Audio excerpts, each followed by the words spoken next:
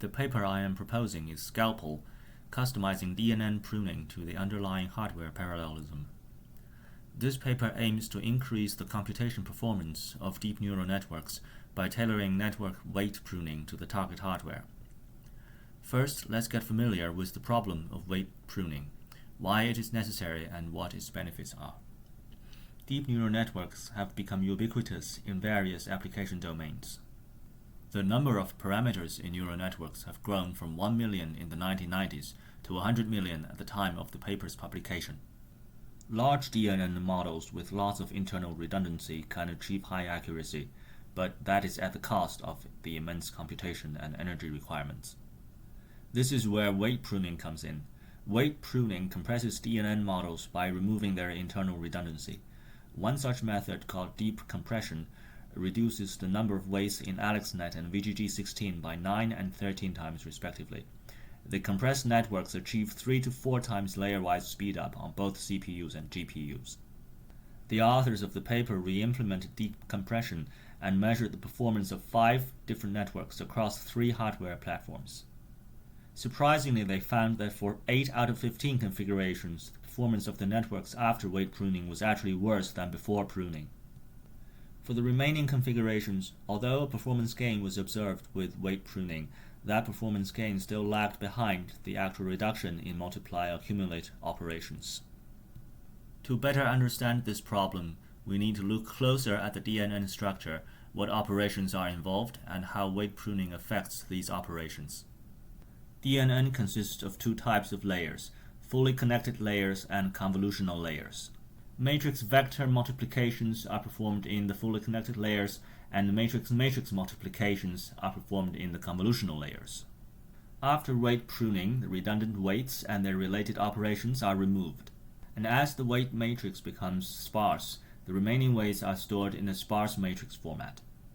This obviously leads to a performance change in DNN computation, as sparse matrices lose their regular structure and extra computation is needed to get around the sparse representation. The authors observe that the performance impact of weight pruning is closely related to the underlying hardware. On simple architectures such as the microcontroller, the reduction in model size can make up for the inefficient sparse matrix multiplication, so weight pruning consistently improves performance. On GPUs, however, weight pruning consistently loses performance because sparse matrix operations cannot effectively take advantage of the parallel optimizations made for dense matrix format. Finally, on CPUs, the performance impact depends on the network structure. For fully connected layers, weight pruning can improve performance, whereas for convolutional layers, weight pruning causes performance decrease.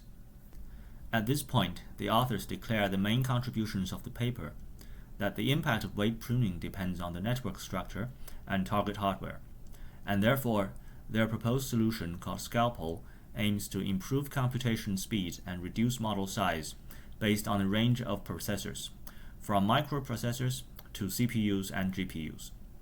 2 weight pruning methods are introduced and are adopted based on the appropriate hardware. Before the introduction of these methods, let's first take a look at the typical matrix operations in deep neural networks. The figure on the top right depicts a typical DNN used for image classification. It has 2 convolutional layers followed by 2 fully connected layers. As we know, fully connected layers perform matrix vector multiplication, and convolutional layers perform matrix-matrix multiplication. For the convolutional layer, the input, which is a 3D array, is first rearranged into a 2D matrix, then multiplied with the weight matrix, and finally converted back to a 3D array for the next layer. On the other hand, in the fully connected layer, we see before the activation function a matrix vector product operation. After weight reduction, this operation is reduced to the sum of the remaining elements in W sparse times the corresponding input element. In accordance with the different formulation, the multiplication here is now a sparse matrix vector multiplication. We can also very clearly see the change of matrix representation in the bottom right figure. The weight matrix is now in CSR or compressed sparse rows format, where the 1D array A denotes the non-zero values, IA contains the index inside A of the first non-zero element in each row of the matrix, and JA contains the column indices of the non-zero elements. As we can find, JA always has the same size as A, therefore more than half of the data in the CSR format is used to store the sparse matrix structure itself. Now this is one of the challenges that weight pruning can have on the DNN model, which is the increase in size. The second challenge is that weight pruning and its resulting sparse weight matrix can hurt DNN computation performance. This is because 1. Additional computation and memory access is required to fetch sparse matrix values, and 2. Optimizations for dense matrix format cannot be applied for the sparse format, as mentioned before. The figure on the right illustrates this situation. And this is a breakdown of execution time for the dense and sparse models on the CPU. In the chart for each network, the leftmost bar indicates the original execution time. The middle bar shows the expected execution time based on the reduction of matrix elements and operations after weight pruning. The rightmost bar shows the actual execution time, which lags significantly behind the reduction of multiplication and accumulate operations. To address these challenges, the authors propose Scalpel, a customized DNN pruning method based on the parallelism of different hardware platforms. In the paper, processors are divided into 3 categories for their parallelism. Low-power processors like microcontrollers are categorized as low parallelism. These processors contain in-order cores with a shallow pipeline and have no cache. They also have very limited storage. SIMD units are employed to accelerate the computation, but their width is still limited. In the second category, desktop CPUs can be classified as moderate parallelism hardware. In addition to SIMD units, the instruction-level parallelism and memory-level parallelism are utilized to further accelerate the computation.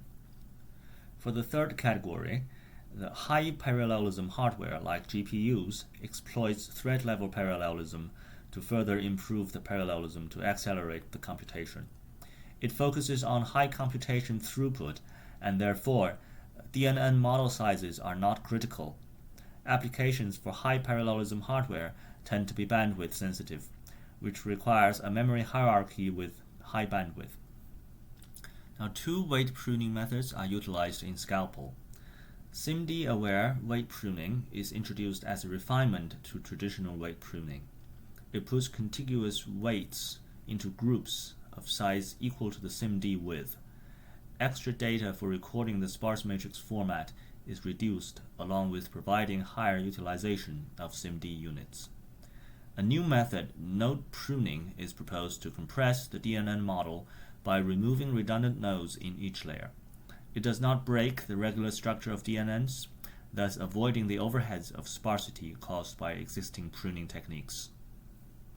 For low parallelism hardware, SIMD-aware weight pruning is applied. For high parallelism hardware, node pruning is applied. For hardware with moderate parallelism, we use a combination of both methods. SIMD-aware is employed for fully connected layers, and node pruning is applied to convolutional layers. Let's now look at these methods in greater detail. SIMD-aware weight pruning begins with weights grouping. Now, all the weights are divided into aligned groups with the same size equal to the supported SIMD width of the hardware. Now, if you look at figure 8a on the bottom right, the microcontroller used in this example has SIMD width 2, so all the groups here have a size of 2. After weights grouping, the next step is pruning the weight groups. The root mean square, or RMS, is calculated for each group as a measure of the group's importance. Groups with RMS values below a threshold are removed. The remaining weight matrix is then retrained.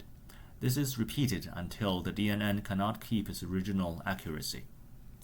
SIMD-aware weight pruning always starts with the layer that has the highest execution time. Every time after retraining the pruned DNN, the execution time of each layer will be updated. The new slowest layer will then be pruned in the next iteration, and so on. There are clear benefits introduced by the weight grouping. First, the CSR format can be adapted to the grouping. The array JA' in figure 8c now only contains index values per group instead of per element. This reduces the size of the array significantly and also helps reduce the entire model size. Also, the groups in A' and the input vector can be loaded in one SIMD instruction, which saves execution time. The speed increase can be seen from the figure on the right, with the bottom two lines corresponding to matrix vector and matrix-matrix multiplications with SIMD-aware weight pruning. The second pruning method in Scalpel is called node pruning. In deep neural networks, one neuron in the fully connected layers or one feature map in the convolutional layers is considered as one node. In node pruning, a DNN redundancy is removed by removing entire nodes instead of just weights. The benefit of doing this is that removing nodes in DNNs only shrinks the size of each layer, but will not incur sparsity into the network. The remaining DNN model after node pruning keeps the regular dense DNN structure and will not suffer from the overheads of network sparsity. The removal of nodes is achieved by using mask layers to dynamically find out unimportant nodes and block their outputs. The blocked nodes are removed after the training of mask layers. After removing all redundant nodes, mask layers are removed, and the network is retrained to get the pruned DNN model. Now, each node in the mask layer holds two parameters, alpha and beta. Alpha is either 0 or 1, and beta is floating between 0 and 1. Beta is integrated into the regularization term and is updated during the back propagation stage. This will force beta to be close to 0 for nodes that are not important enough to affect the loss function. Now, when beta decreases below a threshold, alpha is then set to 0 to block the corresponding node. Finally, when both pruning methods are combined, node pruning is first applied to the convolutional layers, then SIMD-aware weight pruning is used to remove redundancies from the fully connected layers. In this paper, Scalpel is tested on three types of processors: microcontroller, CPU, and GPU. For the microcontroller, an ARM Cortex-M4 is used. It has a three-stage in-order pipeline and two-way SIMD units for 16-bit fixed-point numbers. For the CPU, an Intel Core i7 of the Skylake generation is used. It supports 8-way SIMD instructions for 32-bit floating-point numbers. For the GPU, an NVIDIA GTX Titan, which was state-of-the-art at the time of the paper, is used. Benchmarks are performed on 5 DNNs with different number of convolutional layers and fully connected layers. Table 3 on the right shows the speed-up and model size reduction on these networks and corresponding hardware. Here are some detailed comparisons against methods in previous publications. Here, traditional pruning refers to the deep compression method mentioned earlier.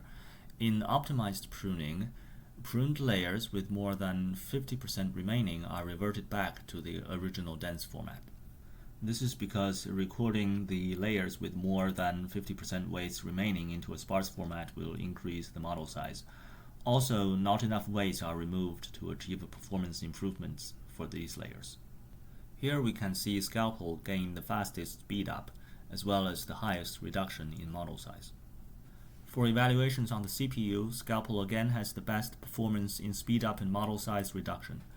Note that here we are beginning to see traditional pruning have worse performance than original, with speed-up values less than 1.